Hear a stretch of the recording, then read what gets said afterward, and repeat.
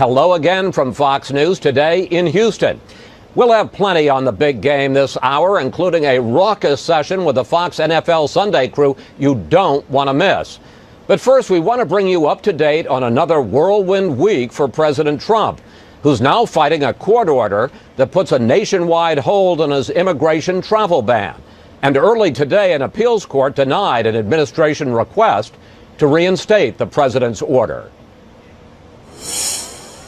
To discuss that and much more, we're joined by the Vice President, Mike Pence. And Mr. Vice President, I want to start with that court order temporarily blocking the president's ban on travel. Federal Judge James Robart says the ban does, quote, irreparable injury in the areas of employment, education, business, family relations, and freedom to travel. Question, is there a danger to the U.S. now that these immigrants and refugees are again allowed to travel to the U.S.? And what do you think of that federal appeals court decision not to reinstate the travel ban? Well, first off, from the very outset of his campaign for president and the outset of this administration, President Trump has made it clear he's going to put the safety and security of the American people first. And the executive order that he signed, suspending travel from countries that have been compromised by terror, is consistent with that objective. And also, Chris, it's consistent with his powers as President of the United States of America, both under the Constitution and under statutory law. It's quite clear that the president has the ability to determine who has access to this country when it comes to national security. And so we believe that we believe the judge made the wrong decision. The Boston court made the right decision. We're going to continue to use all legal means at our disposal to stay that order and move forward to take the steps necessary to protect our country. But the Federal Court of Appeals didn't seem persuaded by that, and the judge in the case says that there is not a pressing safety issue. He notes the fact that there hasn't been a single terrorist act committed by anyone from any of the 7 countries on the president's travel ban since 9/11. Not one. Neither the lower court nor the appeals court seem to be persuaded, sir. Well, I think that's why the judge's decision in the Washington court is so frustrating. And of course, it's different from the judge's decision at the district level in a Boston court. But look, we don't appoint judges to our district courts to conduct foreign policy or to make decisions about our national security. Under statutory law and under the Constitution, that authority belongs to the President of the United States. And while the court did not impose a stay of that order at this point, we're going to move very quickly into the merits of this argument. And as the president said, we're going to win this argument because we're going to take the steps necessary to protect the country, which the President of the United States has the authority to do. Mr. Vice President, let's turn to the sanctions that President Trump imposed on more than 24 entities related to Iran's missile program. Here is what his national security advisor, retired General Michael Flynn, had to say about that. Instead of being thankful to the United States in these agreements, Iran is now feeling emboldened. As of today, we are officially putting Iran on notice. With that notice statement by General Flynn, hasn't President Trump issued, in effect, his own red line on Iran? And if they continue with missile tests, how far is the president willing to go to try to stop them? Well, as the president said this week in the Roosevelt Room, Chris, all options are on the table. The Iranians would do well to look at the calendar and recognize that we've got a new president in the Oval Office. That disastrous nuclear deal that the last administration entered into with Iran, as General Flynn said, should have encouraged better behavior by the Iranians. But instead, what we see, whether it be their flouting UN Security Council resolutions banning ballistic missile tests, or whether it be the way they're arming the Houthis in Yemen, who just last week attacked a Saudi Arabian ship, what we're seeing here is hostile action, belligerent action being supported by or taken by the Iranians, and we're just not going to put up with it anymore. The president issued other orders this week, basically saying that he's going to revisit the Dodd-Frank regulations on the financial sector that were enacted after the 2008 crisis. Isn't this president sending a message to Wall Street that he's going to back off? No, the message that we're sending to Main Street is that we're going to pull back this mountain of red tape that is stifling access to capital and loans, particularly for small businesses across this country, and we're going to get this economy moving again. I got to tell you, both on the campaign trail with the president and since the outset of the administration in meetings with business leaders and labor leaders, they tell us that in addition to cutting taxes, that rolling back the avalanche of red tape that's stifling this economy and frankly stifling the availability of loans and financial resources for companies is of paramount importance. And the action the president took this week, surrounded by leaders in the Congress who've been working to reform, if not repeal, Dodd-Frank, is just the beginning of that effort. And we're going to continue to work hard while we protect consumers along the way. We're going to continue to work hard to advance the kind of regulatory reform that'll make resources and loans available for a growing America. But, Mr. Vice President, the market spoke on Friday. The price of Wall Street firms, their stocks, rose sharply, and the fact is that two of the key players in revisiting the rules are going to be Steve Mnuchin, the Treasury Secretary, and White House advisor Gary Cohn, and they are both former top executives at Goldman Sachs. That sure sounds like you're aiming at Wall Street, not Main Street. Well, but you know, I understand that, and we're proud to have both of those men involved in this administration to bring their expertise. But look, the reality is that you can talk to small business owners across this country, and since the passage of Dodd-Frank, frankly, we've seen the availability of loans in banks across the country begin to dry up for small businesses. Simply the cost of compliance for smaller loans is too heavy in the wake of Dodd-Frank. That's what we're hearing from Main Street, and what you saw the president do this week is begin to roll back those regulations, use common sense, and really unleash the kind of resources that are going to make it possible to see small business America and all of business America grow and create jobs. The president, in another action this week, nominated Neil Gorsuch to be his first nominee to the Supreme Court, and he said that if Democrats try to filibuster, Senate Republicans should change the rules so they can confirm him with 51 votes, not 60. Here is the president. We end up with that gridlock. I would say, if you can, Mitch, go nuclear. And yesterday, Mr. Vice President, you said that Gorsuch is going to get an up or down vote, quote, one way or another, which raises the question, is it helpful for one branch of the government to be interfering or poaching somehow on another branch? I mean, is it helpful to set this up as some kind of standoff between the Trump White House and Senate Democrats? You know, over the course of the campaign, President Trump made it clear that he was going to appoint for the vacancy on the Supreme Court a jurist in the tradition of the late and great Justice Antonin Scalia. And in Judge Neil Gorsuch, he's done that. This is someone who is extraordinarily qualified. His academic background is remarkable, from Columbia to Harvard to Oxford. He literally was 10 years ago, Chris, confirmed unanimously by the United States Senate. And we're very encouraged at this point that more than a half a dozen Democrats have committed themselves to an up or down vote on the floor of the Senate. Neil Gorsuch belongs on the United States Supreme Court, but no associate justice to the Supreme Court in American history has ever faced a successful filibuster, and Neil Gorsuch should not be the first. That's why the president and I have both made it clear we're going to work with Senate leadership, and one way or the other, Judge Gorsuch is going to get an up or down vote on the floor of the Senate, and we're confident that he'll be confirmed as the newest associate justice to the Supreme Court.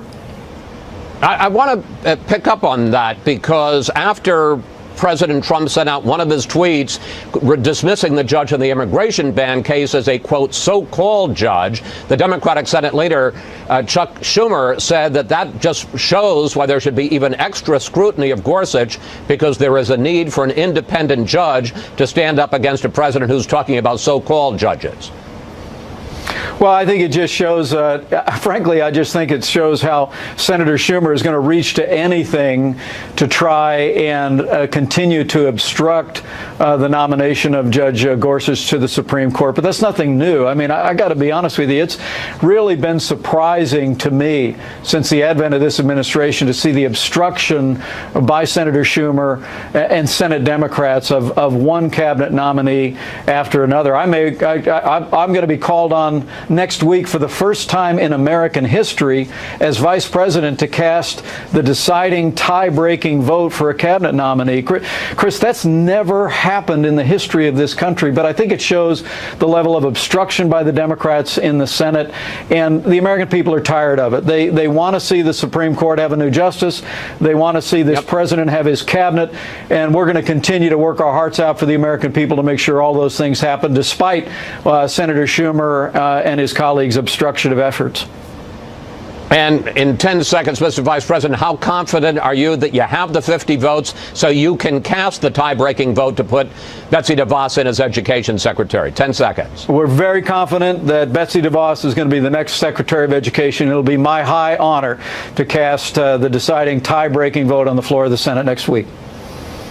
Mr. Vice President, thank you. Thank you for your time. It's always good to talk with you, sir. And I know you're headed here to Houston for the Super Bowl and that you're bringing 2 wounded servicemen with you. Safe travels, sir. Thank you, Chris.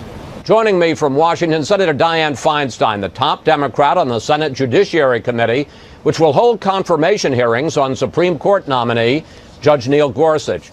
Senator, you just heard Vice President Pence's reaction to the judge's order on that immigration travel ban, and also his reaction to the fact that the federal appeals court out in California refused to overturn it. Here's what President Trump tweeted yesterday. What is our country coming to when a judge can halt a homeland security travel ban and anyone, even with bad intentions, can come into the U.S.? You say that the president's travel ban is unconstitutional. On what grounds, Senator?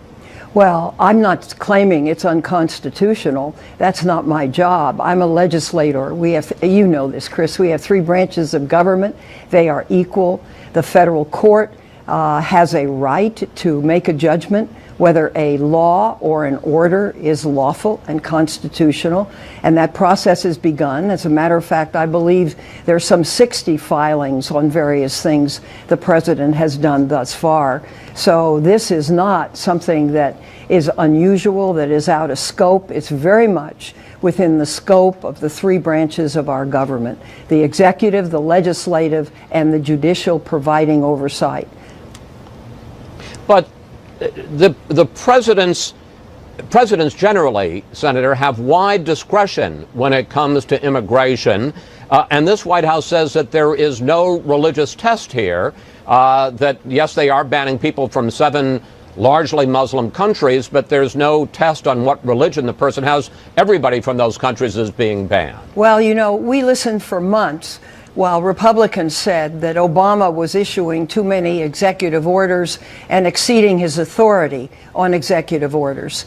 So, you know, what's sauce for the goose is sauce for the gander. And I think there is great concern. There has been a blizzard of executive orders and memoranda, some vague, some specific, some most probably unlawful. And you've got people in the streets here. This president has not brought this nation together. As he says, he's working for his base. Well, there are a majority of people that are outside of that base.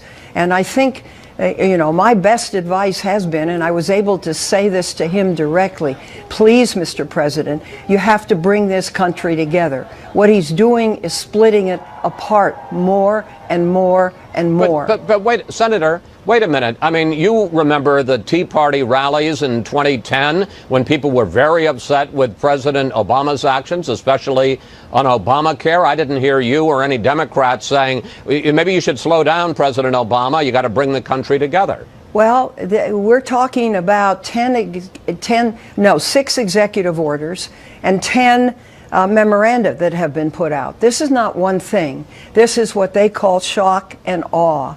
And there's every right for someone to go to a court to see if the shock and awe is in essence lawful and constitutional. The president is not a dictator, Chris. He is the chief executive of our country, and there is a tension between the branches of government. Specifically, the framers of our Constitution wanted a strong Congress for the very reason that most of these kinds of things should be done within the scope of lawmaking. This is done within the scope of executive power. And the challenge to executive power, I think, can be made, is appropriate to be made when you think it's exceeded. And there are people, in terms of particularly the Muslim ban aspect of this, that believe that the president's executive power has been exceeded. So we'll see. The court response has to be made to the court by tomorrow. It'll go to the Ninth Circuit. It will be reviewed. I have no doubt that it will go to the Supreme Court, and probably some judgments will be made whether this president has exceeded his authority or not. Let's turn to Iran, because President Obama repeatedly ignored aggressive actions after the Iran nuclear deal, whether it was the testing of ballistic missiles, whether it was Iran's support for terror. Isn't President Trump right to say enough is enough and to put the rulers in Iran on notice? Well, I think he is right in this. I think Iran is wrong in this. Let me be very clear. These are not nuclear ballistic missiles. They are not conventional ballistic missiles, but Iran has a lot of them, more than anybody else in that area. And the need to test right now, I think, is very dangerous and should not have happened. Iran also has an election coming up this year, the first part of the year. And how much of this is political, I can't tell. Is it a mistake? Is it wrong? Yes. Now, the president has taken action with some sanctions, and we'll have to see if they have an effect. They are limited in their nature. But as you know, the National Security Advisor has said rather clearly that Iran is on notice. I hope there is no more than this. It is not going to benefit anyone for this kind of thing to continue. Senator, you're the top Democrat on the Senate Judiciary Committee, which will, of course, be holding the confirmation hearings on Judge Neil Gorsuch's nomination to the Supreme Court. In fact, you're going to be meeting with him tomorrow.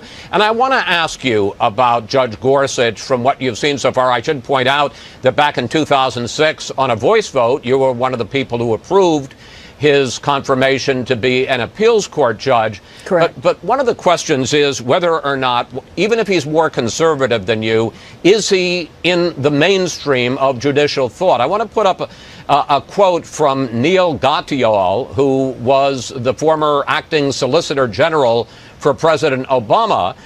In it, he says, "I have no doubt that if confirmed, Judge Gorsuch would help to restore confidence in the rule of law." He says that Gorsuch, again, maybe more conservative, but he is a solid mainstream judicial pick. Well, I'm not, at this stage, I can't comment. Let me tell you where we are at this stage. Friday evening, the questions went out from the committee to the nominee. I view the minority party's challenge to do a full and fair hearing, and to have the time to garner the facts, to really understand the history of this nominee.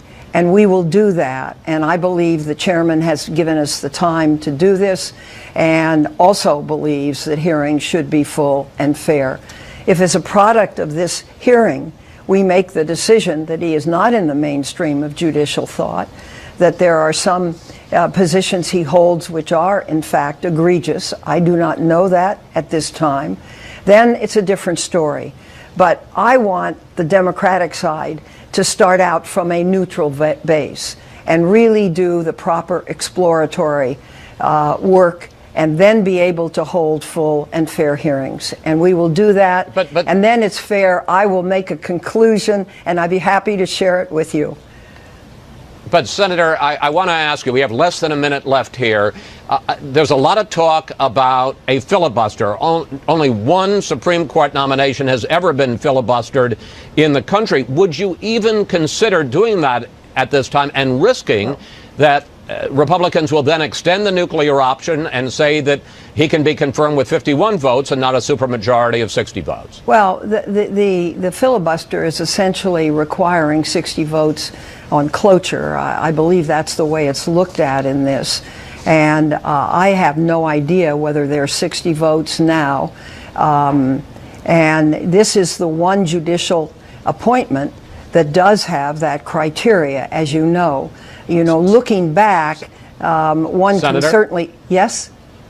One can No, I was just going to say, we are going to have to break away. I hate to interrupt you, but obviously we'll be following this story and we'll see where it goes, beginning, as you say, of course, with the hearings. Thank you so much for joining us today, Senator. The game between the Patriots and the Falcons is topic one here in Houston, but a close second is the continuing debate over Deflategate. How the NFL handled allegations. Pats quarterback Tom Brady had the pressure in his footballs lowered 2 years ago to make them easier to throw. Earlier, I spoke with Patriots owner Robert Kraft about one of the sport's most successful and controversial teams. Bob Kraft, welcome to Fox News Sunday. It's my honor to be with you, especially on this Sunday. Yes. You know, it's what we dream about in our business, and this is very cool. You've been to 7 Super Bowls. You've won 4 of them. What's special? What's different about this game? We've gone through an experience the last couple of years where, you know, and in life, difficult things happen sometimes. You think you get treated unfairly, and you try to persevere and have mental toughness and pick yourself up and do what's right so you can get where you want to get. Well, let me pick up on that, because this is obviously your first Super Bowl since Deflategate. Tom Brady was suspended 4 games. You had to pay $1 million fine. You lost your first-round draft choice. And 4th round. And you say that this energized the team and your fan base. How so? You know, sometimes being focused is hard with everything going on. And I think we realized how we were the center of attention. And in some ways, you know, I have a saying that jealousy and envy are incurable diseases, but it's nice to be the recipient of them, not the donor. And I think to some extent that's what happened, and that's part of life, and you have to carry on. But this helped our whole team focus and understand the task at hand, and Tommy missing 4 games brought our team together in a unique way. Now, NFL Commissioner Roger Goodell talked about Deflategate this week. It was litigated, as you know, extensively and validated by the Second Circuit Court of Appeals. Honestly, given how he pursued this, would it be extra sweet to get the Super Bowl trophy from Roger Goodell this year? Well, honestly, it's extra sweet to get the Super Bowl trophy from the commissioner whenever we can, this year and every year. Yeah, but come on, this year there'd be a little extra. I think it would be pretty cool. I want to ask you about that, because what I really wanted to talk to you about is how you have developed a culture of excellence in this team. 6 straight AFC championships. Now, obviously, it makes it a little bit easier to have Bill Belichick as your coach and Tom Brady as your quarterback. But in a league with a hard salary cap and a level playing field and changing players every year, personnel, how have you done it? How have you kept this team winning for, what, a decade and a half? Well, the key to life, you know, is collecting good people and then trying to have a sense of continuity and stability. And you're in the media business, we're in the media business. You know how personalities, their egos can get out of control. And especially when you win in this league, everybody thinks they're the reason that it happens. So I think management's job is to really try to keep everything together and have everyone check their ego at the front door. You know, we've been able to have Tommy and Bill for 17 years and have a lot of people pass through at the same time. And different controversies come up, but we keep the task at hand. And probably the most important thing, besides setting a certain culture when we bought the team, is making sure that everyone understands that there's no division from within. When we talk about the culture of excellence for the Patriots, are there some lessons that you have developed with your team that you think are transferable to other businesses? You know, the NFL is different because no matter how good you are and how well you plan, it's a physical game. So there can be injuries, there can be bounces of the ball that happen no matter how well you plan and how well you do things. And it's all about putting team first. And, you know, I went out to practice and I was talking to one of our players who's an outstanding player. His role might be to be a decoy the whole game. He won't be on national television doing the glory things. But he really believes if that helps our team win, in the end, that's the best thing for him. Speaking of business, you're the chair of the NFL Broadcast Committee, and you know better than I do that the ratings for NFL games decreased on average 8% per game this year. One, why do you think that is? And two, do you have any thoughts about changes that the game needs? Yes, I think that's a very good question. You know, I think, first of all, the election, the first half of the year, made a big difference. And we had some compelling entertainment going on that got tremendous ratings. I'm not sure that isn't still going on, but the debates and what have you, our ratings picked up the second half. I think all of television, the ratings are down in all product areas. I think we are less than most. And I think we have a real challenge in the future of how we present our game to young people. You know, like what? What would you think you could do to get, because you're particularly down among millennials. Yeah, I think part of it is we have so many breaks during a quarter, and maybe we reduce them by 20%. And we have to make sure our partners are still doing well. And I think we have to figure out how we incorporate over the top in a way that meets millennials. The whole trend towards watching on mobile devices, I think only music and the sports can bring a community together. And you know, I take pride seeing New England Patriot fans throughout America and throughout the world really who come to us and they feel a connection. It's like a sense of family. So that's a great responsibility. We're stewards of a public trust is the way, I mean, it's a business, but in the end it's bigger. It's widely known that President Trump is good friends with you and Bill Belichick and Tom Brady, and in fact, the night before the inauguration, he spoke about you. Good luck, Bob. Your friend Tom just called. He feels good. He called to congratulate us. He feels good. Good luck.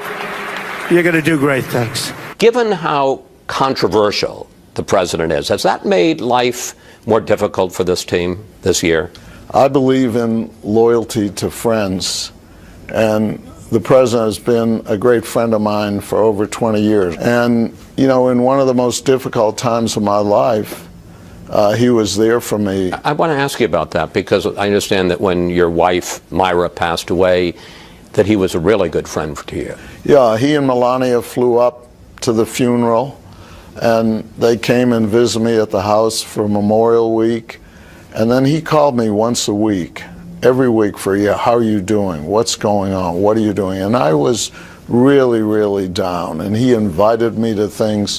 For how long did this go on? For a year. He was one of 5 or 6 people in my life who really, I mean, the players in the locker room and, of course, my family were great. But he was one of few outside people who really paid attention and was a great help to me. And so I will forever remember that. Finally, there is the famous story of you going to Russia in 2005 and showing Vladimir Putin your Super Bowl ring, and he walked off with it. I got several questions. One, did he ever give it back?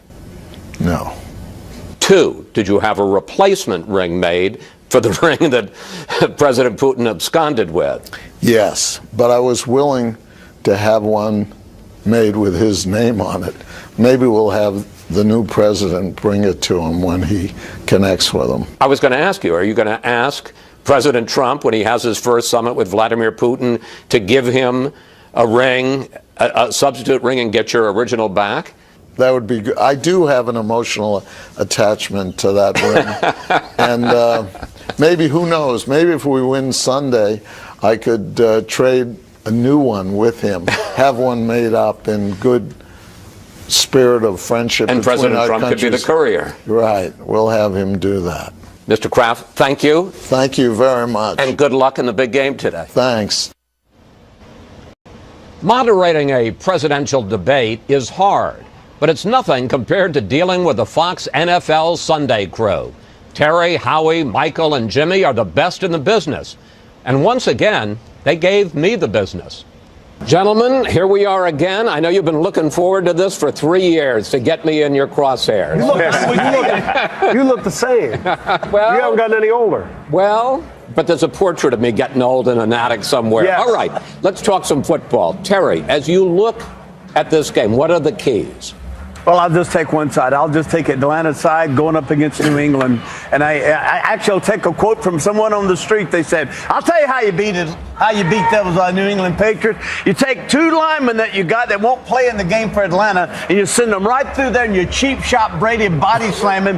You get early you get 15-yard penalties and get them kicked out of the game. Wait. You know this is on air. I do. Okay. I think he does know that. I'm being animated. He's letting us know what the people are thinking. I said the guy on the street. I didn't say it was me. He's the guy on the street. All right, Howie, I want you to raise the level of the game here. You got two quarterbacks at the top of their game, Brady and Ryan. How do you separate them? How do you analyze them? Well, I think the difference between the two, and Brady can do it in a number of different ways. He can be surgical. He can be methodical. They can run the football. They can take the quick crossing routes and beat you that way. 12, 14-play drives, hold the football. For Atlanta, it's all about explosive plays. And can New England stop the explosive plays, force Matt Ryan to be patient? And then that's the key. Is will Matt Ryan be patient versus Bill Belichick and Matt Patricia? So you see how that was kind of intellectual. That was so much better than you. You didn't say be intellectual. Well, you said I just assumed you would do it, Terry. No. I assumed you would do it. I actually Hey, Chris, don't assume you ever know what's coming out of his mouth. I tell you that. Michael, I am going to stun you with my knowledge of the game. Go ahead. You've got the #1 scoring offense, Atlanta. There you go. You have the #1 scoring defense, the Patriots. There you go. But some people say that the Patriots defense is overrated because they haven't faced many top quarterbacks, and when they face somebody like Russell Wilson, you listen to me here? I'm listening. 31 points they put up on it. So how good is the Patriots defense? You've got the stats, so what are you even asking us? Well, it's in the contract. But this is the thing, though. This is the thing about the Patriots. If you name their defense, if you say they're the #1 scoring defense, if they give me a star player, there's really no star. It's kind of like their offense outside of Tom Brady. But for what they do, they have the concept of teamwork. There is no one on that defense who does not know their value, who does not play to the top of their ability, play in and play out, game in and game out. And anytime you give Belichick 2 weeks to figure out how to take away your top weapons, I guarantee you he's going to figure out a way to get it done. The tough thing is for him now, Atlanta has so many. Which ones do you take out? Who do you put the pressure on in Atlanta? And if I'm the Patriots, I put it on the young players. I take Julio Jones out, and I make Matt Ryan go to the young players who've never been in this situation before. Here's the thing about it. I'll make a prediction. It will not be a blowout. It will not be a blowout for the simple reason that there's nobody that's going to turn the ball over. Both of them protect the ball extremely well. That's intellectual, both of you. Very intellectual. Do you see that? I see how you do this now. You always do this. Are you for or against the nuclear option? 4 against the nuclear during the football game? No. Really? I mean, is that what they're calling the Patriots offense now? No. You know, how good would that be as a nickname? The nuclear option. No. Right. I want to ask Jimmy a serious question, though. I had an interview with Robert Kraft, and I asked him about the culture of excellence that this team has built. Yes, you got Brady. Yes, you got Belichick, but it's 16 years in this league. What are you needling him for? This is serious stuff. I got a text from my wife, and I looked at it and said, hey, honey can wait. Honey can wait, yes, but not long. So how do they do this in a league where you've got a hard salary cap? They're changing personnel all the time. You know, people ask me a lot of times about, hey, what kind of prediction you're going to make for next year? And I say, go to the top organizations. If you go to the top organizations, the top coach, the top general manager, the top owner, they're going to bring in the right people. And so you can't, players change, with free agents, they go to one team, go to another team. But if you go to the top organizations as far as the head coach, the general manager, and the owner, they will be successful. And the quarterback. Oh, yeah. And it's a transient league. But if you don't have that to start with, and you just look around the league. Kind of like the human body. Your back is going to hurt if you don't have a strong core. Bam, there you go. Bam. J.J. Watt. Well, I interviewed him, know your stuff, man. He tore 5 core muscles. Now, I don't want to rub it in, but while our ratings in Fox News have never been higher, your ratings. You talking about our show? I'm talking about the NFL in general. I thought you were talking about our show. I'm not talking about. I'm talking to you. You got your numbers wrong. Let him finish, Howie. No, don't let him do this. Our ratings for the NFL are down 8% on average per game. So no, serious question. Check your stats. Right. He's right. The NFL, Fox ratings, our games, our show, through the roof. Jimmy, there's no I in team. But here's the question: is there a problem with the game? No, you know what? I think some of it political season has taken on. You mean, in other words, people would rather watch us doing No. We've loaned you some viewers because you were struggling. Well, we apparently took them. You did. This is a unique year of politics. We had the election that.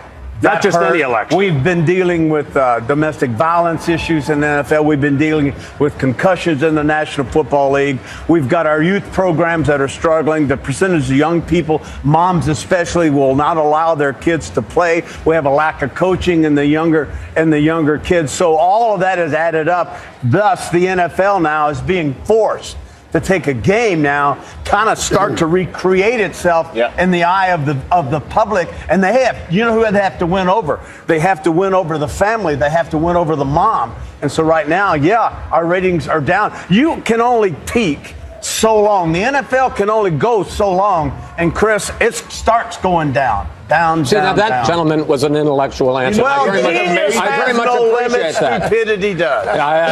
Evidently. So here is the question, though.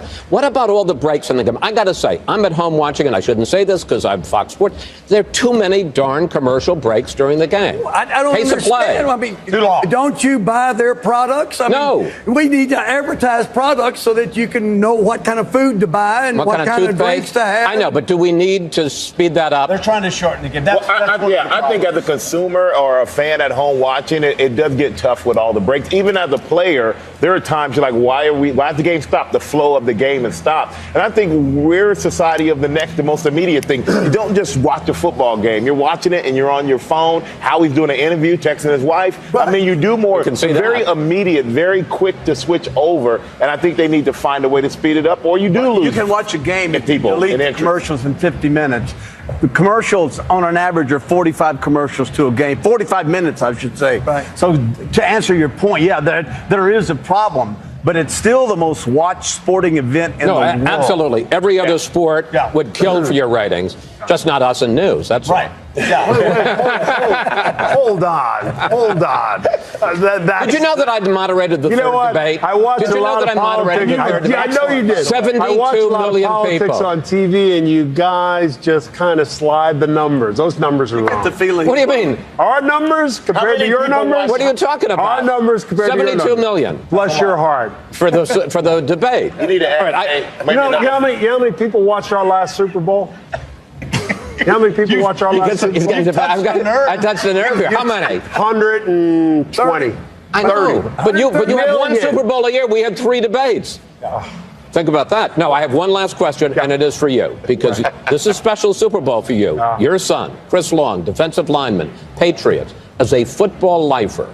Seriously, what does it mean for you to have your son playing as you did in the biggest game? It's really surreal, and I'm not sure that it will hit me until maybe I'm on the field, the national anthem's played, the ball's kicked off. You have to understand that, I got here 23 years ago. We've been together 23. Jimmy, close to 23. Michael and I had the same defensive line coach, and Chris is more of a peer of over 20 years. My kids have grown up here at Fox, and they were running around this set 23 years ago, tearing the place up and hopefully not breaking a monitor.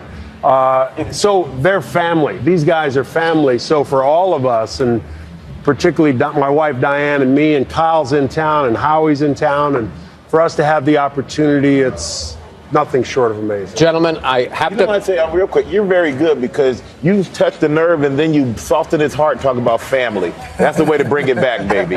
Chris, great job. We would love to be on your show every Sunday because I think we could wear you out. Terry, you already have. Gentlemen, 3 years, Miami, it's a day. You got it. See you there. Thanks, man. Here we go. Always a pleasure. Air bro.